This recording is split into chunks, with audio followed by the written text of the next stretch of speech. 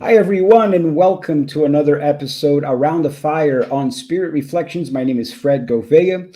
Spirit Reflections is an ongoing series of bilingual conversations in English and Portuguese about people's personal and spiritual journeys, the tools that they found along the way, and how those tools shaped who they are and the work that they do today. We interview artists, philosophers, scientists, and religious people of all backgrounds to learn how they came into being. And in the process, we start getting to know ourselves better. So, if it's your first time here, please like and subscribe, follow us on Spotify. We have also a website, spiritreflections.org, where you can donate any amount and become a member of our channel and our community. And if you have any comments and suggestions for topics or guests you'd like us to interview around the fire, just drop a comment below and you'll be able to join us this way.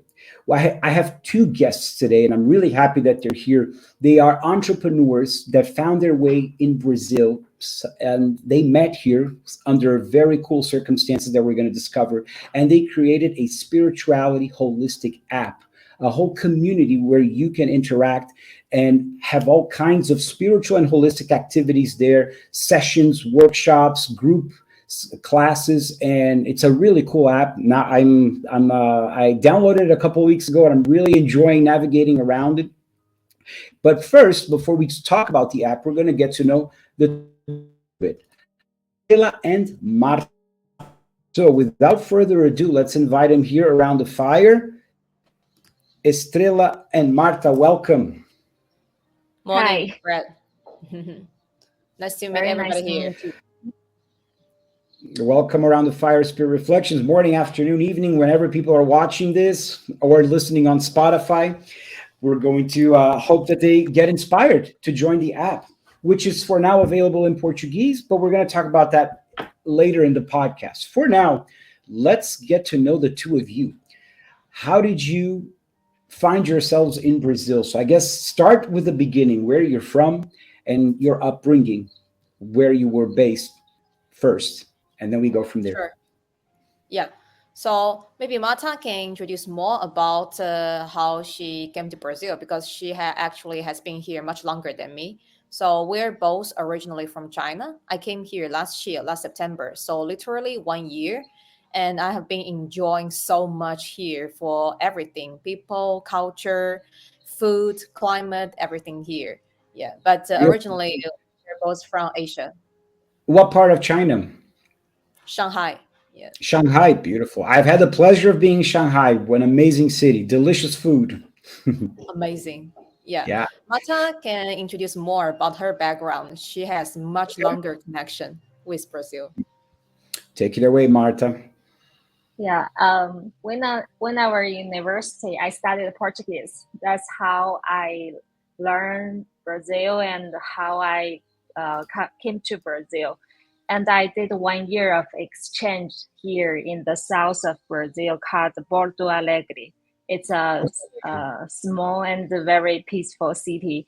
And then after graduation, during my period, that time breaks is very strong words like the Brazil, Russia, India, China, for countries. So I think maybe China will have more connection with Brazil in the future. So I started to find opportunities to work in Brazil. Then I came here like around the 7, 8 years, working in Brazil marketing.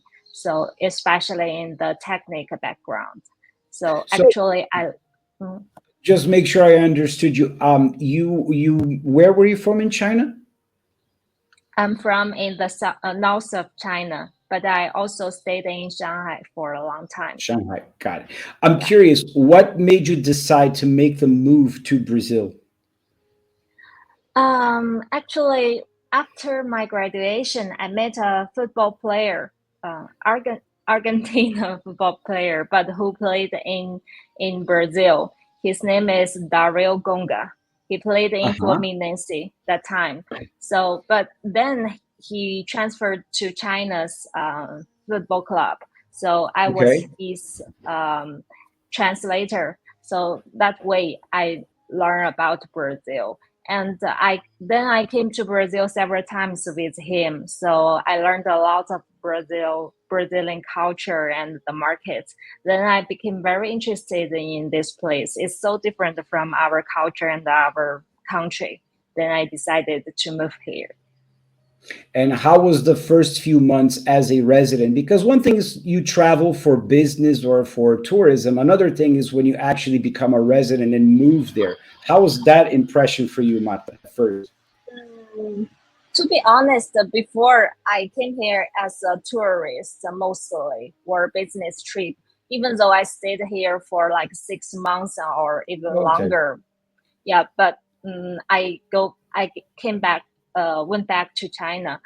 But this time, when we are doing AuraPura, I decided to do my residential visa here, and I decided to buy an apartment here in Brazil. So to be really Brazilian, and I feel it's like a shock for me. It's so different because before, when you stay in hotel, you feel like you're a tourist. Right. You don't know the good restaurant here, the interesting like a gallery or activities in the city. So before, I thought São Paulo maybe is indifferent and a big city. That's all, just like every big city in the world.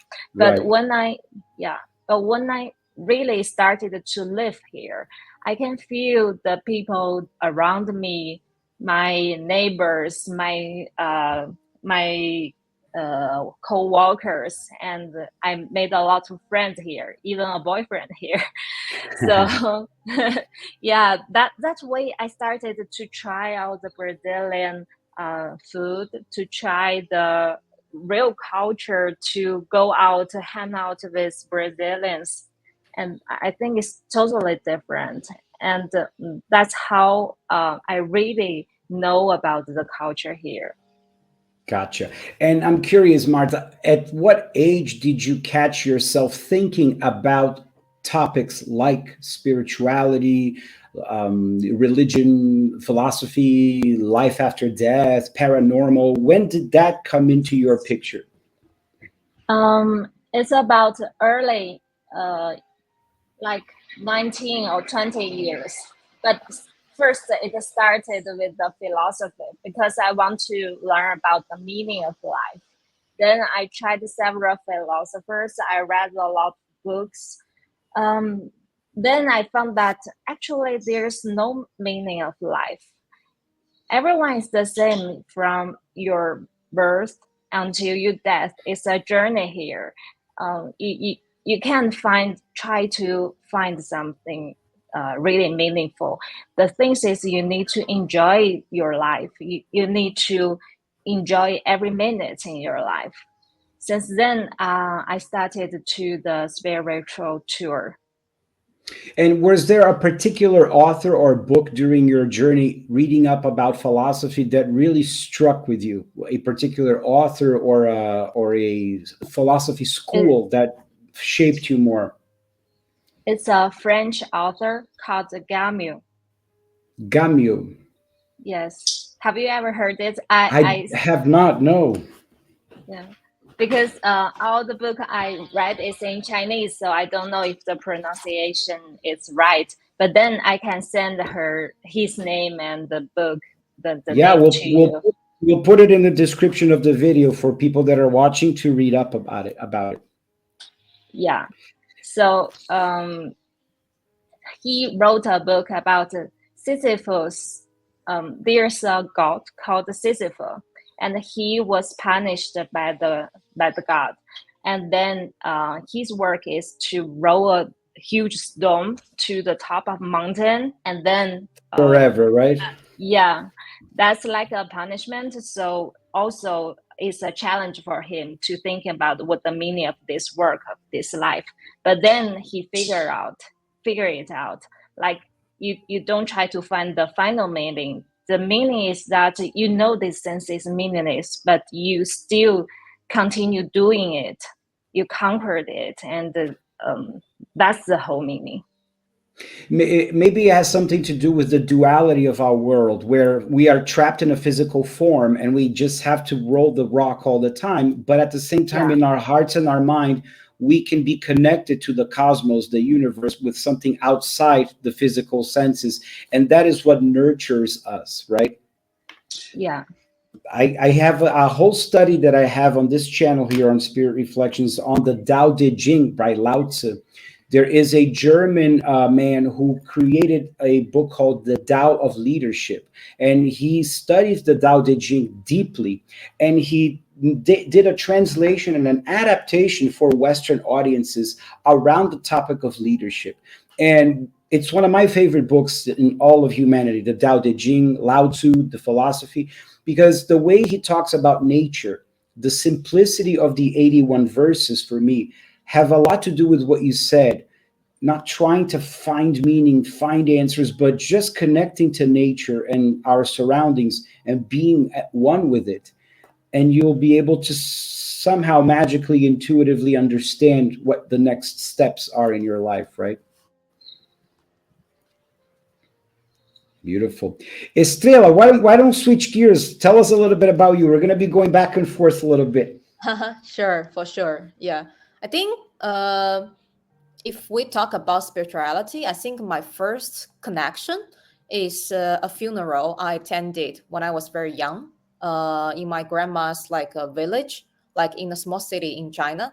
Then I figure out like, oh, there's difference between the living and dead. And I Mm. watch how people in China celebrate, or like how they do the ceremony for the living people, for the dead people. It's not a sad thing. It's not a sad thing. Actually, people are very happy because I remember it's a very elderly person. He lived more than 100 years, and people are Wow. actually celebrating for this thing, and they believe they went to some place beautiful and happy, and the whole village is celebrating and people singing. Like, I'm not sure if you ever see the funeral ceremony in China. People No. sing, dressed up, and have different like doors made from wood, like different kind of decorations. And then I was very young, maybe 6 7 years old, and I realized, oh wow, there's difference. Like, he's lying down there, he looks different. Your But grandmother, right? no, my the some guy in the grandmother's village, I think maybe Oh, some understood now. relatives. A Yeah, maybe relative some of your relatives. grandmother in her village. I see. You attended Exactly. his funeral. Got it. Got it. Okay. Yeah, yeah, yeah. So then this is the first time, and we also have some channeling woman and spirituality, like woman.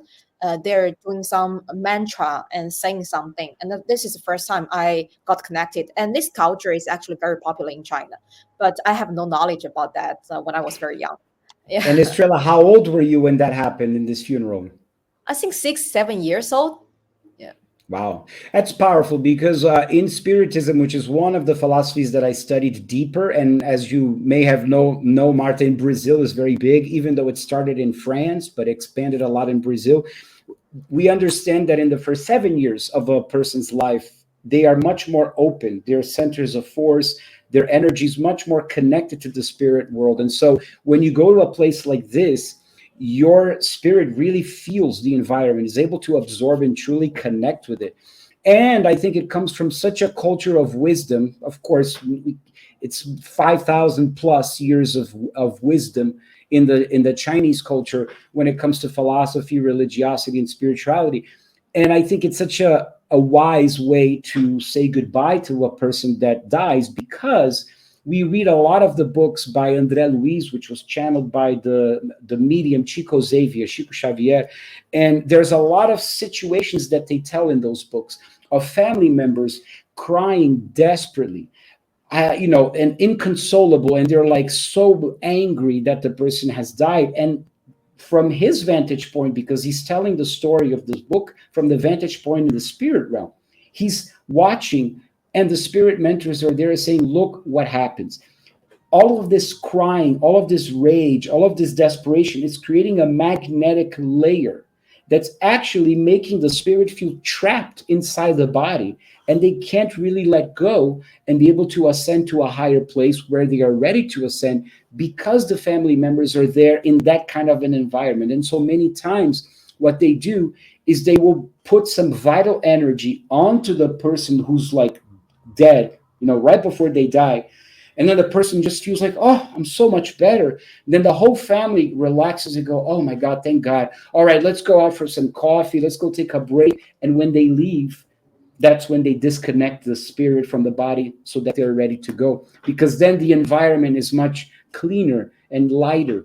So when you tell me that people actually have a positive, joyful celebration around the person's departure, can you imagine the beautiful energies of support that every Yeah, person there is emanating, so that that spirit can make the transition in a much better way, right?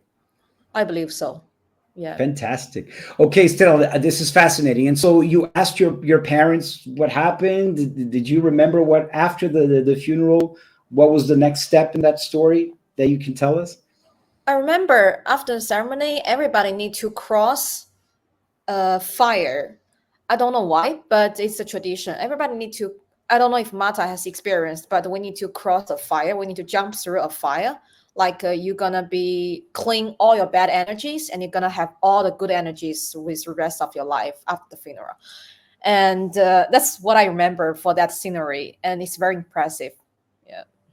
Nice, beautiful. Okay, so then take us to the next moment in your life that you recall in your childhood when you start to question about your place in the world, the meaning of life, as Marta said, or any spiritual layers to your life that you caught yourself wondering. I think from especially from high school, I started to read a lot. Um, then I think I shared the similar value as Marta. I believe like from very young age, I established the life value. Like I think life is meaningless, and you only create the experience. You only create all the things with your own hands, with your own foot. So that's why we are marching so far away to from China to Brazil to create something from scratch. The project we're doing right now is actually we're not doing anywhere else. We're not doing United States. We're not doing China. We had nothing to build upon, but we built this in Brazil from zero. So I do believe in my whole like past 30 years of life, I do believe everything for me, you need to experience, you need to grasp the everyday. So my philosophy for life from about 5 years ago, my life is a little bit like my life philosophy is like I live from 60 years old. So it's like a tick tock, like the way of my living. So I never fear of death, like if it coming tomorrow or next week or anything. Like this is my philosophy for life. Yeah. So your philosophy, you mentioned 60 years old. Yeah, actually, a couple of years ago, I feel okay. I think living until 60 years old is enough for this life, and I gonna extend. I gonna like live the best, the fullest of my life in this way. I told Martha before, like it's a little bit funny, but in this way, I feel okay. Every day, I need to do the thing I I'm see. thinking right now. I don't wait. I never I gonna see. wait for anybody. Yeah, So if I understood you correctly, you set a mental goal that you pretend your life will end at 60 so that you can produce and get a lot more focused on your day-to-day tasks so you can really leave a legacy behind in the next 30 years of your life. Is that the exactly. rationale? Yeah. Wow, that's intense. Yes. I hope you live longer, but I understand why you're doing that. It actually helps to focus. That's wonderful. Now, Exactly. Estrella, tell me what was the moment when you were in Shanghai and you said to yourself, I'm going to move to Brazil. How did that happen? It's last year in July. No, it's in June. Before I quit my previous job, I was seeing another like a big technology company in China, and we had like global business, and I was managing the whole business outside of China. So I travel globally every year a lot, like very happily, like half time in China, half time globally travel. My team is scattered everywhere in Asia, United States, in Europe, and like, so I enjoy a lot. But during the whole journey, especially at the end of the whole journey in the previous startup, I was thinking the meaning, like what we are discussing right now, and I really want to build something for my, like for long term like purpose. So I'm always interested in the wellness vertical. So I'm thinking, okay, right now is the time. And then I talked to some of my friends and also my angel investor, and they all support my idea, especially my parents. They support me a lot. And then I started to plan everything, and I just moved to Brazil in September. I never been to South America before. I I was also going to travel. ask you that. Yeah, Yeah. because you said you were traveling the world with your team, but it sounds like you had not been to Brazil. Okay, wow. So then So it's a you, big move.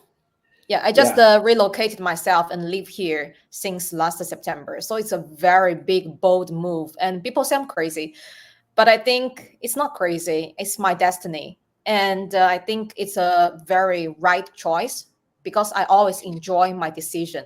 So I just enjoy my life here. Yeah. beautiful, Estrella. And so when you were in the process of wanting to create something long lasting for your legacy, something from scratch that is related to the wellness vertical, were you doing sort of research and development, and then Brazil popped up during this research as a potential place to develop this, and that's when you decided? Yeah. So Got I it. was managing all the emerging markets for previous startup, but this is a technology company, and I saw so many startups grow up and die, and how the ecosystem. So from a technical, from a monetization way, I was seeing the whole market, and we did a lot of research together with Marta, and then I was thinking, okay, for the whole South American market, I want to be here. But one single language, which one is the biggest one single language market? It's Brazil. So I did more research about the wellness, existing like the service offerings and all the culture. I even bought a lot of books about the history of Brazil. And one of the recommended books is called Silver Stone and Sword. It's a very good one. I can send later the link. It tells Yep, about all please. the, Silver stone and sword. yeah, I think it's like this. Yeah, this one is very highly recommended. It talks about all the history about the colonization and the natural resources in Brazil and everything here. So I understand a little bit more about Brazil, and then I just moved here. One single Wow. ticket. Yeah. So you just got a plane ticket, Shanghai, Sao Paulo, and you landed. Tell us about the first weeks as Estrela in a new place. How was that like? Culture, new language, new country, new everything? Sure. I think the most surprising thing is I figure out people here don't speak English. That's very surprising. So I Yes. studied in France before. I did an exchange program during my master. So I speak French.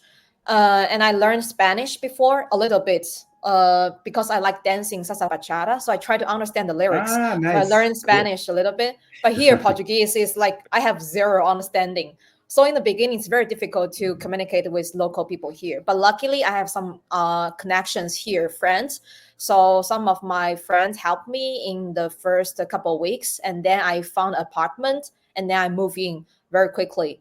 Then I started to try to find a local like partners and to do more research about the market, to chat with the users, chat with the experts. We started the all the interviews and do all the preparation for the app launch. So it's very fascinating, the totally different culture. Yeah. Yeah, and I applaud you for the courage and for being so proactive. I'm curious, did you and Marta connect online while you were still in China, or did you meet her for the first time when you were already here in Brazil? Our first call is in China, but we actually never met each other in China because I think our first call is in August last year. And we are introduced by a common friend, who is also from TikTok. And Marta was also early employee for the whole Latin TikTok, the market opener here. So Marta is in another city and I'm in Shanghai. So we chat a lot online, but we never met in person in China. The first time we met is when she came to Brazil. Yeah. Ah, okay. So you were already connecting with each other online when Marta was still in China. Ah, Exactly. okay. So it's a long relationship, right? Before you met in person. Yeah. Mhm. Tell us, Marta. Tell what about the relationship? No, how long were you connected, so approximately, with Australia online before you came to Brazil? Yeah, I think not that long. It's around several months, maybe 2 or 3 months, because that time Estrela was in São Paulo and I was in China doing my visa to Brazil. And we already applying the webinars about some spiritual topics before the app launch. So we prepared for like 2 months, and then my visa's done, and I went to São Paulo. I see. So, in the process of talking with each other online, you were already creating the seeds of this app. Yeah. Yeah. Yes. I Estrela see. has already designed the whole application, the UI UX things, and but before launch, we were discussing what else we can do. We want to make some social buzz during that time, and also we want to find some experts, healers in our area. So we started to do the webinars. We started to do our website and our official social media. Got it. Cool. And all of the social media handles are in the description of the video: Instagram, Facebook, TikTok, and the app itself, which you can download from the Apple Store if you have an iPhone, or from the Google Play Store if you have an Android. Okay. So now we're in the point where you are both in person in Brazil, living here. Tell us, what was the biggest challenge that you encountered in launching the app, or one of the biggest Mm, challenges, whatever pops in your mind first, I guess. I think for me, the hardest thing is the beginning, because as a marketplace for both experts and the users, so we need to find where the experts and where is the users. If you have no experts, there won't be users. And Right. if you only have experts, very difficult to attract users. So in Right. the beginning, we struggled a lot about the strategy, cold start strategy. How can we Right. get the attract experts and users? And finally, we got our first step, because we already have done like 12 webinars during that time. And we got around thousands of followers on social media. So several of our followers, they are experts, they are therapists. So we started to connect with them and convince them to try our platform. And after we got the seed users and the seed experts, then I think things going faster than before, like the And flying whale. what was your pitch to the experts? What was the convincing factors that you spoke about to persuade them to join the app? Because after a lot of chat and interview with the experts, we found that they got a pinpoint. The same pinpoint is they did a lot of propaganda on Instagram or YouTube, but they are not professional creators and they don't know a lot about digital marketing. So even though they are very experienced, they got good technique, but it's difficult to attract clients and attract followers, and they already spent a lot on social media. So, but we are actually professional in this area. We got a team of marketing. We know how to build up the content. So we talk to them how we can help them with the marketing, and how our users actually in our platform are very vertical to this area. They have the real demand, so it will be easier to build connection with the clients. And use this point, we convince the experts to onboard on our platform. So the pain point you illustrate is very common to people that are in the healing sciences, in therapies and holistic practices, which is that it's for them, it's sometimes hard to market their services or themselves, especially to a unknown audience that they do online with Google ads and all kinds of Yeah. investments that they do. So you provide a sort of a coaching or some sort of a development for them to effectively be able to promote themselves online? Yeah, actually, we as a platform, we attract the users who are interested in holistic area first, and then we distribute these users. We provide these users to the experts, because the holistic area is not a concentrate market. So for both for users, they are very difficult to find the qualified experts. So we like a bridge or like a connection for both users and the clients, Got it. for both users and experts. Got it. Estrela, anything you'd like to comment on our conversation here?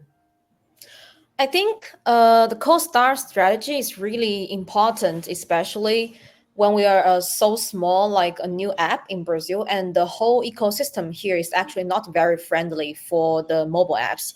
So I would say here, for if you ever like try different kind of apps, especially for social media or community apps, there's no like example or model we can learn. So we have to build something from zero. Like we have to learn by ourselves. So we bring a lot of experience from our previous jobs. Like Marta bring a lot of her like experience from the previous startups, and I also bring a lot of technology background, like the experience.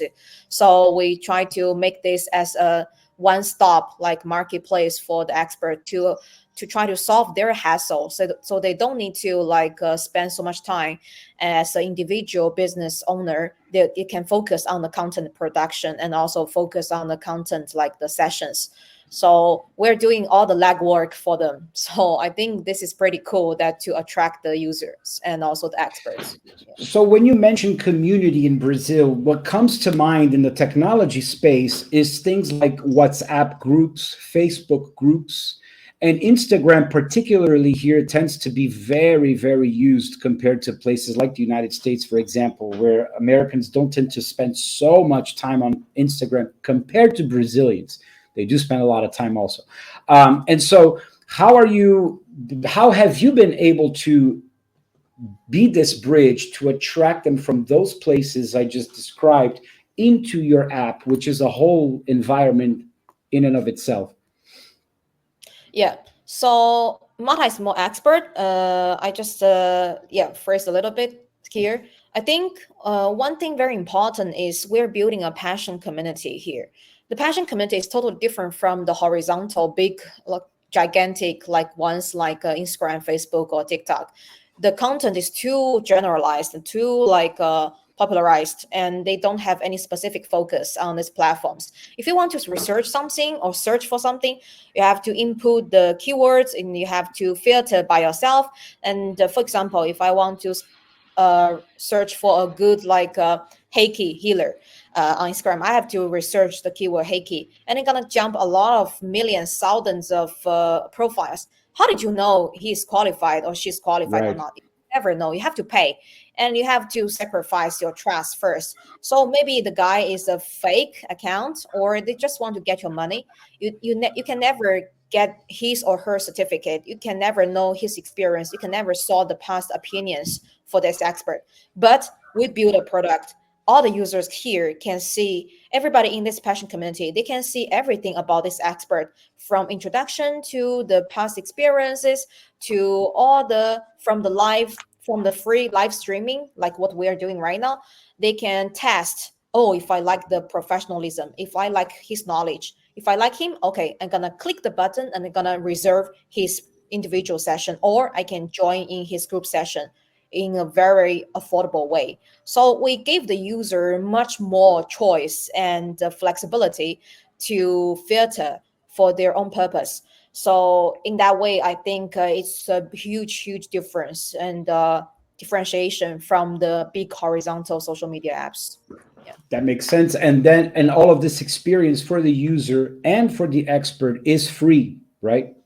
Yeah. totally free. When you download the app, register the app, when we offer a lot of free utilities. If you ever already used our app, we have the free synastry report, we have the free horoscope, we have the free mapa astral, the natal chart Mm-hmm. map, and Yeah. we have so many interesting things. Tarot, we also have the AI tarot reading for you. So yeah, and for the tarot part, it's all originally designed by my designer, so it's very inclusive. Yeah. Yeah, it's a very beautiful design. I really love the colors. And there's something here that, correct me if I'm wrong. I'm wrong. I'm not in the tech space, but it's like the incentive of the gamification of the experience, where if the user does some tasks, the user earns some credits, and this credit functions like a currency, which the user can then use this currency to pay for a private session with one of the Exactly. experts, right? Tell us a little You're bit right. about that.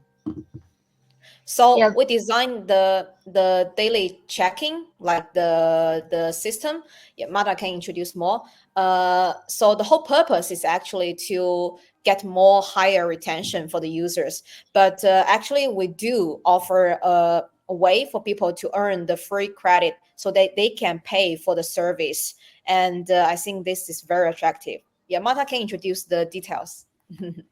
Yeah, just as Estrela said, we want, because we know that a lot of users, they are hesitant to pay because they Right. don't be familiar with our platform and with the experts, or someone, they just have some financial issues, they don't have extra money for holistic therapists. So we build up all these gamifications that users, by using our application, to get monetized, like our currency on the platform. With this currency, they can do the reports, sanitary reports. They can have the sessions or consult with our experts. That's like a little try Like before the a trial period, yes. a So free in this trial. way, yeah, people will feel very interesting, attractive, and also it's not a huge burden Yeah, for them because to use. the only risk they have is their time. They're not necessarily investing something out of their pocket, which they might not be happy with. And so there's very little objection for them to overcome in that scenario, right? Yeah, Now, that's how all does that right. work? How does that work from the point of view of the expert themselves? Do they have to offer free sessions then individually for these Yeah. people, or do they actually get paid for them in real money? They get paid for real money. It's our platform that will pay for our users. So the platform will pay for the experts' private sessions that they do with your users on the app. No, actually, it's like this. If the users, they use our platform currency by gamification for free, and then we will pay for our users for the sessions. But also, like a marketplace, our experts can do the paid sessions and consult here, and the users will pay for them. So, got it. Yes. So let's say I'm an expert and I log into AuraPura and I create my profile as an expert. I'm also a user, but I also create my profile as an expert. And let's say I do family constellations professionally also. Okay. So I put that up. And a user somewhere in Brazil likes family constellation, looks at my profile and decides to book a session with me privately. How does it work? The next steps. That user has to earn some currency credits first in order to pay, quote unquote, for the session. Users can pay directly, and if you don't want to pay by money, and then you can use our functions to accumulate the currency, but it will cost a long time. So a lot of people, they just want to pay immediately with the real money here. With real money. And then the session has to take place within the app, or they can do it outside, like via FaceTime or WhatsApp video call or something like that? We provide all the tools, the live streaming tools, the like Zoom, the features like Zoom, everything here is one stop shop. Beautiful. Estrella.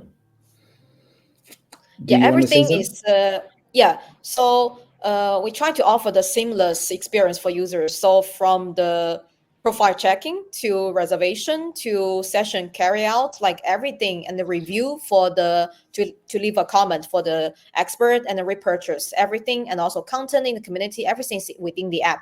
The user don't need to leave the app, and also payment, everything. So the experience is much more seamless, and the retention is much better.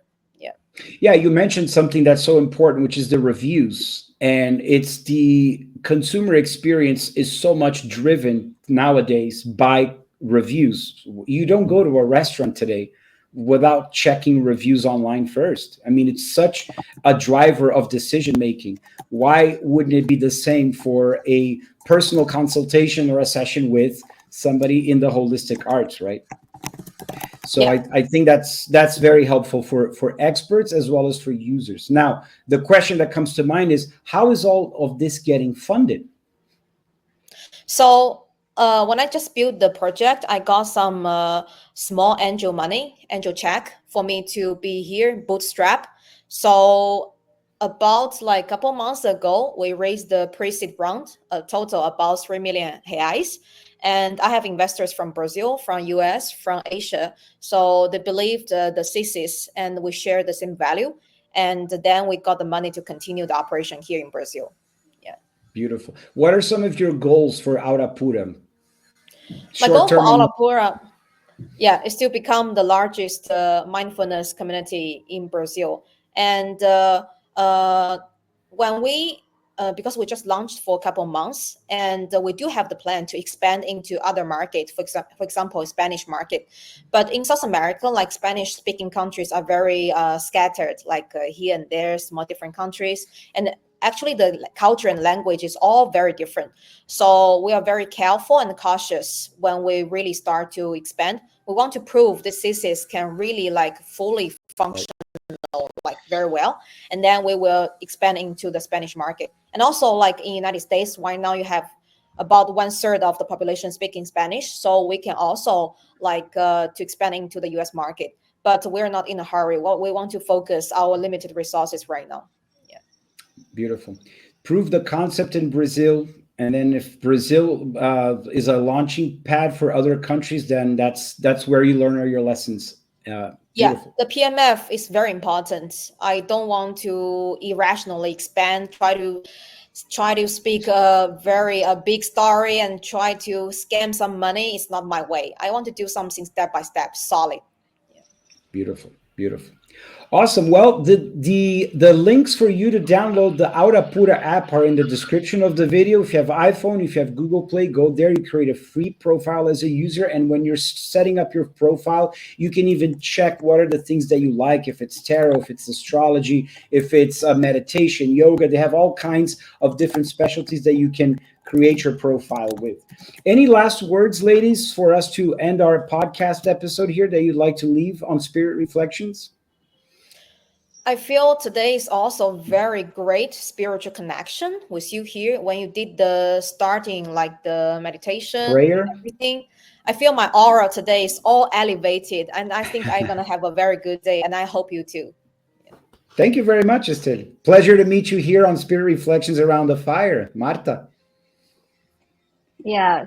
Thank you, Fred, to give us this chance to let more people know about AuraPura, and we really hope that AuraPura could help a lot of users here in Brazil. Beautiful. Yeah, for those of you that are watching, many of whom are Spirit Reflections followers and viewers, many of them speak two languages, Portuguese and English. And so if you are living in the United States, you can still download the app in Portuguese and be able to find your way there with experts and discover the different sessions that they offer, which is a really cool environment. Yeah, thank you so much, ladies. I hope we meet in person soon. And for all of those that are watching this episode, I'll see you in the next one around the fire. Thank you. Thank you. Ciao. Thank you. Bye.